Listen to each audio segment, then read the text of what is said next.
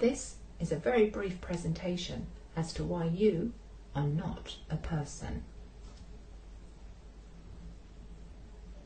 To understand how it all works, you first need to understand how contracts work.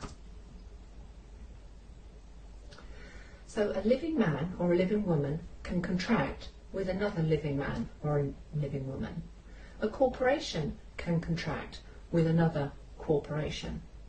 A corporation cannot contract with a living man or a living woman, or vice versa.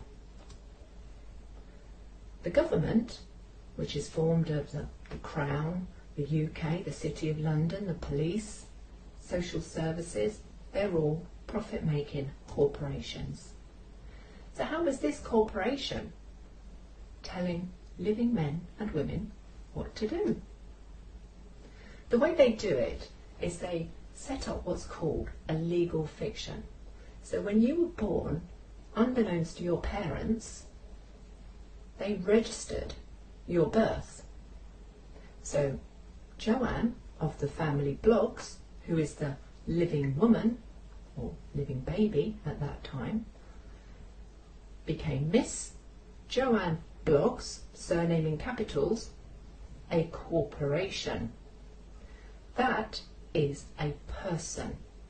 In 1862, the definition of person was changed to mean corporation.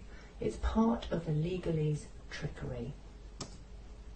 So now, the government, the corporation, can now contract with the legal fiction corporation of Joanne Bloggs, in capitals, the person.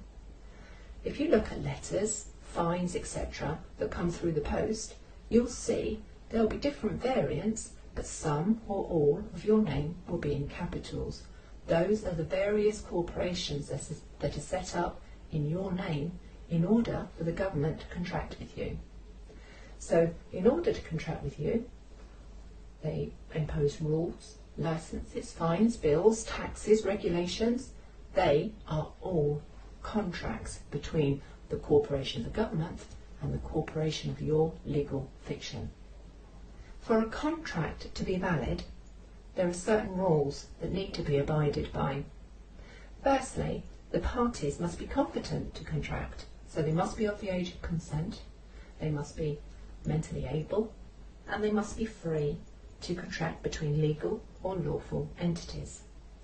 There must be free and genuine consent. So that consent has not been obtained by fraud, deceit, coercion or mistake. There must be full disclosure, providing all material information that may influence the decision on both parties' behalves. There must be valuable consideration, so something of value needs to exchange between both parties.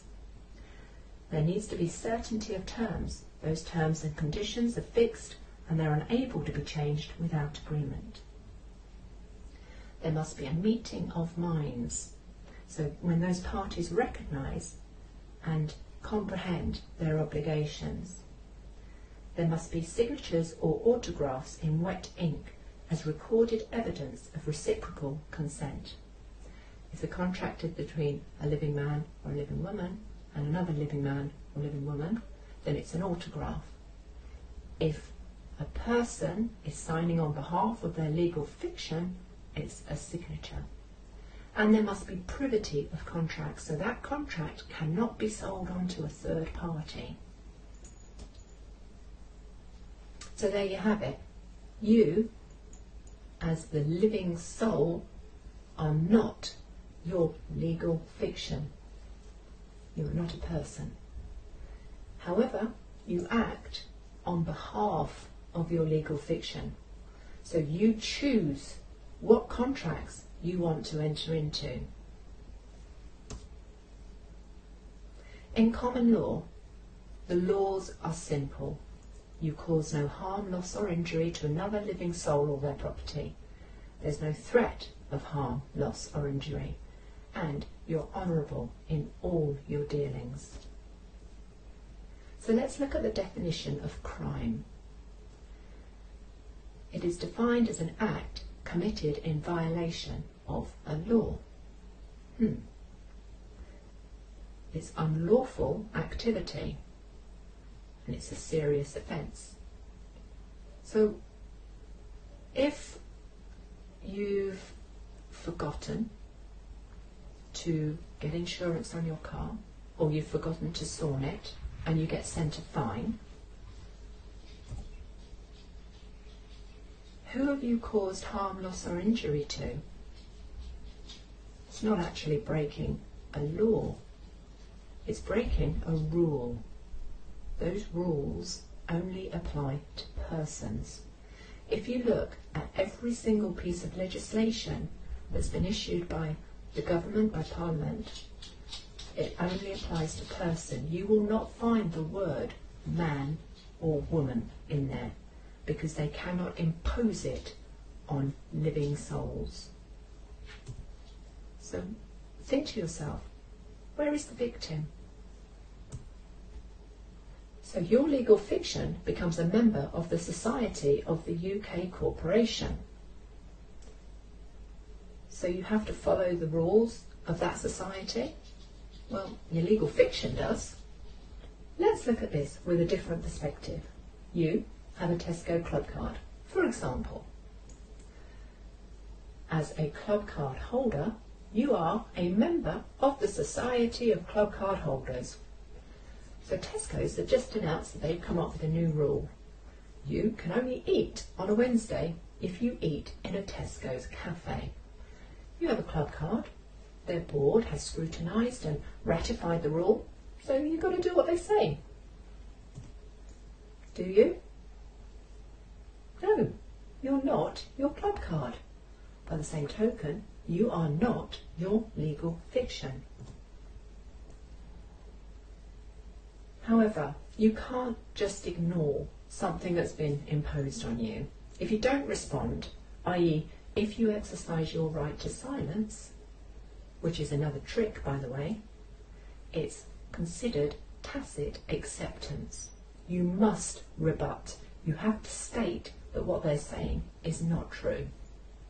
So if you need to rebut face to face, so say for example a police officer is trying to impose a fine on you, that fine is an invitation to contract.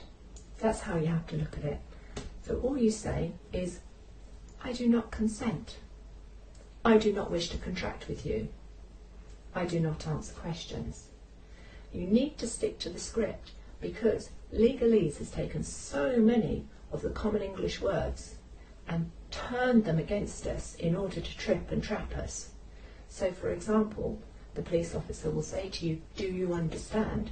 And that means, do you agree to stand under my authority? You would think to yourself, yeah, I understand what you're saying. And so you say, yes.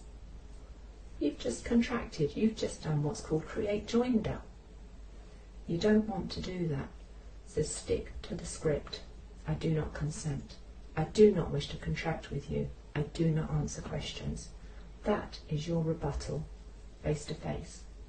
If you get something in the post, again, you need to rebut it, do it in writing, respond within 3 days, and you can rebut with conditional acceptance, which pretty much says, okay, you want to fine me £90 for parking in the wrong place.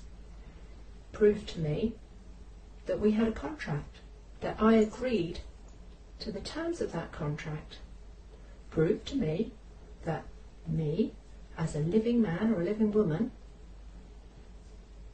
am liable, because actually they're fining your legal fiction, not you.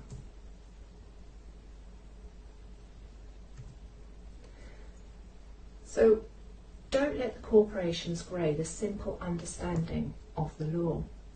Everything other than common law is contract. Of course, if you do actually break a law and create a victim, so you do cause harm, loss or injury or threat to another living man or woman, then you are breaking the law, and they are able to deal with you in that way. But everything else, that is contract. Thank you for listening.